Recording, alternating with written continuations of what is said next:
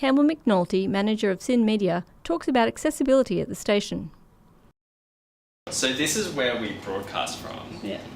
It's an accessible space, but volunteers have to come in the back door, which is the only accessible door in the building. Mm-hmm. Otherwise, the front door is up those stairs that you can see around the corner. Yep. And there is an elevator, but you have to go up some stairs to get to the elevator. So how is this an improvement on your last building?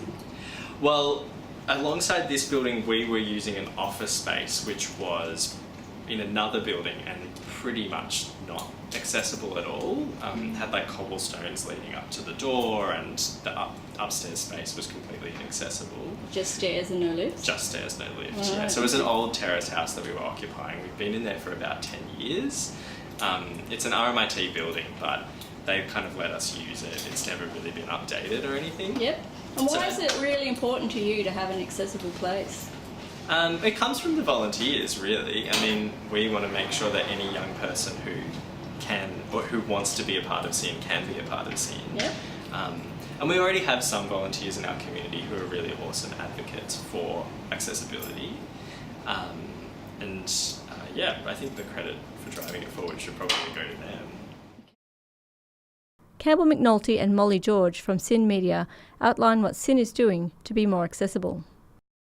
I guess SYN's been working on being more inclusive for quite a long time.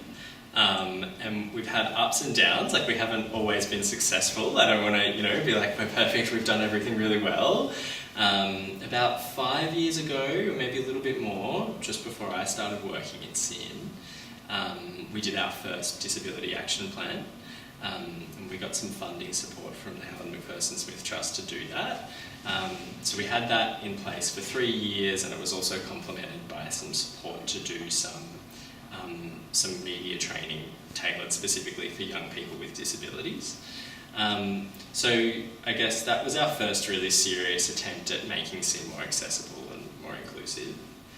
And then since then, we have sort of continued on with that DAP that we created at the time, but it's now like well and truly overdue for an update. So that's something we're working on this year, is to update it and create a new one. And we've got a little working group and enlisted some volunteers to help us with that. Yeah, and as aside from the DAP as well, as you will see in the video, is that we have recently just moved offices, and the main objective for us to move offices was to go to a disability accessible space, because our old office space was, our training space was upstairs in an old terrace building, and it wasn't accessible to anyone who was in a wheelchair or used crutches, and the only way that they could get in the building is through the back, which had a long alleyway of cobblestones, so also not very accessible.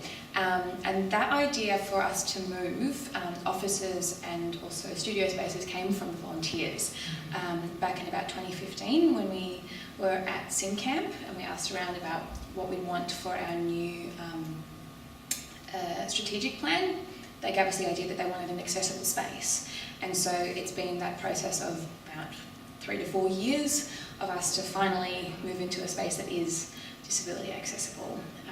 So that's probably been quite a big part of our journey to be more accessible. Yeah, you guys have timed this perfectly, because today is pretty much day one of us in our new space. Yeah.